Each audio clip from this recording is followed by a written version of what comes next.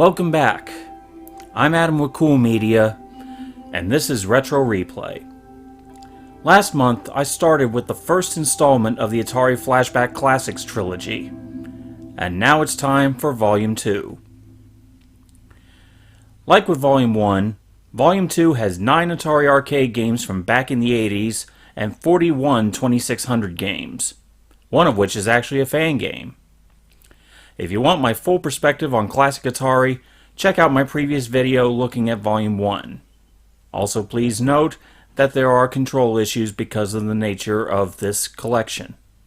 In the meantime, let's dive right in. Asteroids. This is as classic shooters get. The black and white vector graphics are still appealing, the sound design still instills a sense of dread as broken rocks fly all over the place, and the shooting is still tight and tense. This is still worthy of anyone's time. Asteroids Deluxe. The arcade sequel to Asteroids is not as strong. The light blue vector graphics mixed with the background artwork can make things a little hard to see, and the additional spacecraft added in are a bit more annoying to deal with. However, the core gameplay is still strong, so this still works. Crystal Castles. Leaving aside the slippery controls due to it originally playing with a trackball, this 3D Pac-Man clone is still fun. The levels are all unique, and the threats are varied. It's actually cool figuring out how to deal with each of them. The 3D perspective can make some jumps hard to judge, but not enough to hurt the game. Gravitar. This is a shooter with a variety of different stages that you can tackle in any order you like. Unfortunately, the gravity effects that are the focus of the game royally pissed me off. Control is more annoying than in Lunar Lander, and the shooting definitely doesn't make up for it. The Adventures of Major Havoc. This one is a colorful vector graphics powered mishmash of space shooting and platform puzzles. The levels in the ship have a variety of objectives from blasting enemies to flying through a maze, and the platform mazes have varied layouts and obstacles to keep things fresh. The controls are a little slippery, but this is still fun. Missile Command. Here it is, definitive proof of how good turret shooting sections can be when done right. The missiles descend on your cities very quickly from level 5 on, and controlling 3 turrets, each with their own ammo supply, adds a welcome element of strategy. Little wonder why John Connor in Terminator 2 still enjoyed this game. Red Baron. Vector graphics made first-person games possible back in the 80s, and Red Baron showed that off quite well. While the animation of the opposing biplanes is limited, and the game runs a bit on the slow side, I still found the flying and shooting fun. Sprint. This single-screen racing game had plenty going for it back in the day, with several tracks to choose from and clear, stark, monochrome visuals. However, the game is just dull now. It doesn't do anything wrong, it just doesn't hold up anymore, much like how the original Pong doesn't. However, unlike Pong, Sprint doesn't even have historical significance to fall back on. Super Breakout. This game, and its predecessor, are the reason Arkanoid exists.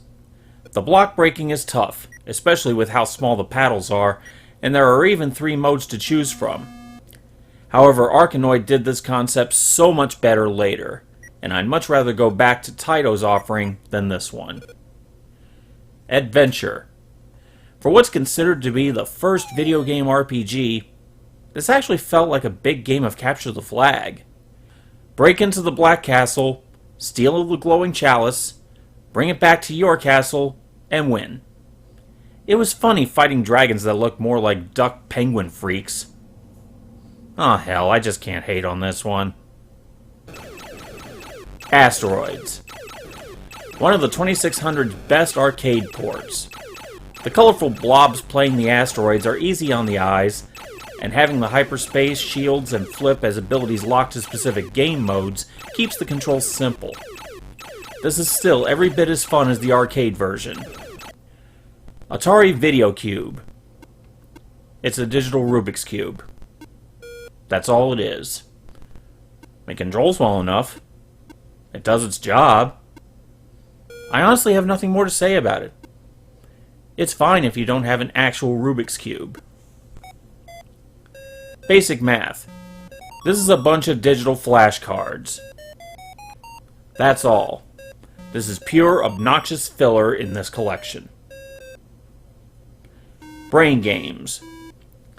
This is a mix of various minigames designed at the time to give extra use to the keypad that came with Star Raiders. There are matching games, Simon ripoffs, and even a basic music program. I was surprised how long I played the Simon ripoff mode. I'll be charitable with this one. Breakout. The original block breaker game. Though there are variations including making the ball steerable, it speeds up way too soon, making the game irritating. This one just didn't hold my interest for long. Casino. This one contains blackjack and poker in one package. Remember how pissed I was at the blackjack game on Volume 1? The issues I complained about were corrected here. You can push here, and they even added splitting. Stud poker, however, doesn't work as well since you can see what the dealer's holding. While it is neat how your bankroll can carry between games, it still pales compared to something like Vegas Stakes. Don't bother. Championship Soccer. Here's a case where an alternate title is being used. This game originally released as Pele's Soccer. It plays more like foosball than actual soccer, and the random kicking got irritating quickly. It's better than real sports soccer, but that's not saying much. Codebreaker. It's Mastermind, except it uses numbers instead of colors. Once again, it does its job in replicating the game, so I can't hate on it. Concentration. Now here's a classic game that got screwed up in the jump to Atari. First, the puzzles that should be covered by the cards are missing. Second, adding wild cards screws up the game, making it impossible to finish. No thank you. Crystal Castles. The 2600 version of Crystal Castles switches to a joystick and simplifies the mazes, but the core of the game is still intact. It can still be a little tricky guiding Bentley Bear to the gems or making the jumps over the enemies, but I'd say it still holds up. Demons to Diamonds. I loved this game when I was a kid, and it still plays great now. Shoot the demons that match your color to produce diamonds, or shoot the opponent's demons to create skulls to blast each other. It's a great two-player contest that's still fun to play alone. Double Dunk. I enjoyed the original basketball game seen in Volume 1. This one just annoyed me. This one tries to replicate a 2-on-2 half-court experience, but the passing and shooting are awkward, and it's too easy to foul. I'll pass on this one. Flag Capture. This is just a race to grab a hidden flag with little arrows to provide direction. It kind of reminds me of Minesweeper. It's a basic concept, but done decently. Yeah, I'll be nice to this one. Golf. This was the first game I covered for the defunct Games Golf Club all those years ago. Atari really tried to provide a 9-hole experience, but the aiming mechanics are beyond annoying. You can get used to it, but why should you when you can play any other golf game? Besides Lynx on Sega CD. Please, absolutely do not play that one. Even the 2600 golf game is better than that atrocity. Gravitar. Downgrade the visuals from the arcade original and keep the infuriating gravity mechanics. Gee, I wonder if this is worth playing. Hangman. Come on, it's Hangman. It has a decent vocabulary, and is a decent option if you want to play alone. However, the fun of Hangman is coming up with your own words and phrases to stump an opponent, and you can't do that here. There is a 2-player custom mode, but it's too limited. That's what a pad and pencil are for. Haunted House. Here's another one I previously covered in written form on defunctgames.com. You're a pair of eyes armed with only a flashlight, and you have to gather the hidden pieces of a chalice and escape the house. For the time, it provided a decent sense of dread, and the randomizer ensures no two games are the same. Definitely one of the stronger 2600 titles. Maze Craze, a game of cops and robbers. You and an opponent are put into randomly generated mazes with the goal of reaching the end first. The concept is simple and works beautifully, and the sheer number of variations will make your head spin. From invisible mazes to crooks that kill you if they touch you, this is one of the most replayable games in existence. Missile Command. Every bit as tense as the arcade original. While the ships are missing, and the 3 turrets got reduced to 1 to work with the joystick, the game is still as fun as ever. I should warn you to adjust your graphics settings, as later stages can have invisible missiles, if your settings aren't appropriate for your monitor. Night Driver. A simple driving game that was advanced for its time with its use of the chase view. Your goal is only to go as far as possible before the timer runs out, which is as good as an objective as any. I'd say it's still worth a few runs. Off the Wall. Remember how I compared Breakout and Super Breakout unfavorably to Arkanoid?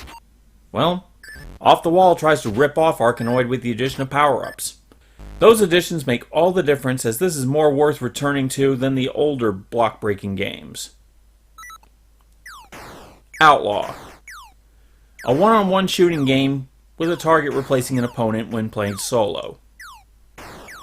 This would have been way too basic even at the time, and I gave combat shit for that last time.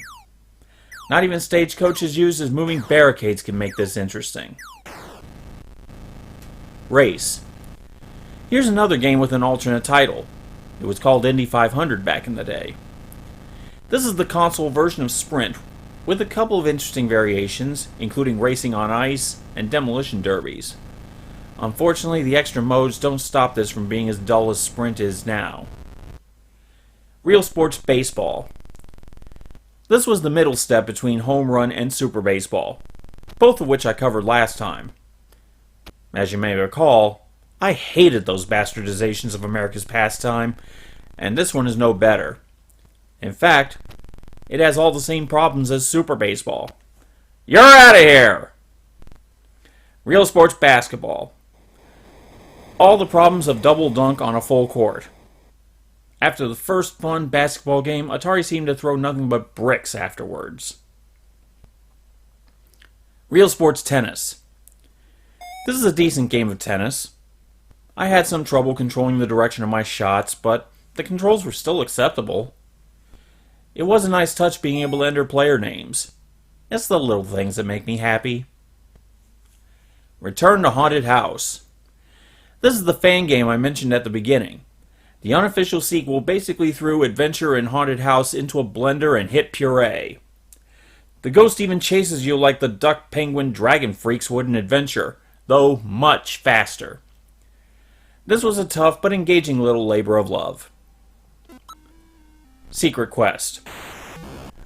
Remember those weird 8-bit minigames that popped up in Five Nights at Freddy's 4? Secret Quest is like those, and just as annoying. While there are lots of maze variations, the gameplay is irritating. You have a sword to fight with, but you get punished for using it. The enemies are way faster than you, and you won't have a clue what to do without reading the instructions. Like I said, annoying. This is a seizure warning. If you are prone to epileptic seizures, skip to this time code. You have been warned. Sentinel. Yes, the 2600 had a light gun at the time. Fortunately, this game is still fully playable without one. It's all about blasting UFOs.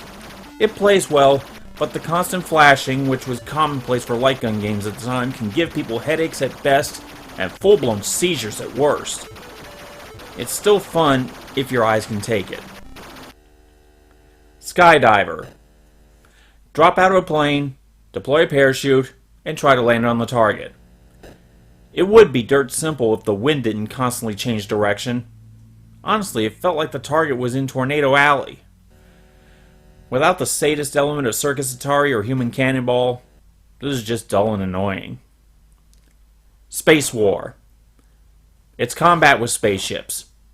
Sure, you can add a gravity well and walls, but it still suffers from the same tedium as the planes modes in combat. Don't bother. Starship. It's Star Raiders without the resource management angle. The flying and shooting do the job, and the visuals and sound get the job done. I do prefer Star Raiders, but Starship is a decent and simple alternative. Stellar Track. It's a text game. On the Atari 2600. Sure, the early 80s were the glory days for text-based games, but that setup is ideal for adventure titles and RPGs. Not space combat games. It's ridiculously detailed, I'll give it that. But seriously, who is asking for this? Street Racer. Now here's a racing game that still has some appeal. There are tons of modes, including dodging cars, shooting obstacles, and even number crunching. Even I'm surprised at how well this simple race game held up. Submarine Commander. You're firing torpedoes at various craft. The enemies can be set to drop depth charges to add difficulty, but it was tough enough trying to hit anything with how far apart my torpedo tubes were. This shooter looked good for the time, but it bugged the shit out of me. Super Breakout. This is the 2600 version of the arcade game. It has the same modes and irritations as the arcade game, with one addition. If the ball gets above the bricks, your paddle shrinks. Great. If you must break blocks, stick with off the wall or Arkanoid. Surround. Remember the fun light cycle modes in the Tron arcade game? That's what this is. Though it's missing the cool sound effects of the light cycles, the game is still simple fun, though the game is very easy to beat. Still worth a try. Video Checkers. It's Checker but with crappy controls. That's all I have to say. Video Chess. The visuals in this version of chess are unappealing and strangely not taking up the whole screen. On the harder settings, the computer can take way too long to make a move. Honestly, just load up any of the Chessmaster games instead. Video Pinball. This was the game that got me into pinball in the first place, and it's still a fun if basic version of it. It has the bumpers, rollovers, and drop targets that are the staples of classic tables, and you can even tilt. I can still have fun with this one. So Volume 2 did have a better ratio of plays to passes than Volume 1, but just barely. It was still about half and half. The arcade and home versions of Asteroids, Crystal Castles, and Missile Command definitely helped make up for the lame racing games, poor sports games, and the crap that was Gravitar. Like Volume 1, I could only recommend Volume 2 to those who grew up with these games at the time. It just won't have any appeal for those who didn't experience the giant pixels back in the day. There is still Volume 3 to look at next month, but the rest of this month will be devoted to finishing Ice Trace Tour and Outlaw Golf 2. Like this trip down memory lane? Give a like and subscribe if you haven't already. I welcome any comments and questions down below or on my Twitter. Check me out there. Stay tuned for the final part of this Atari marathon, and game on.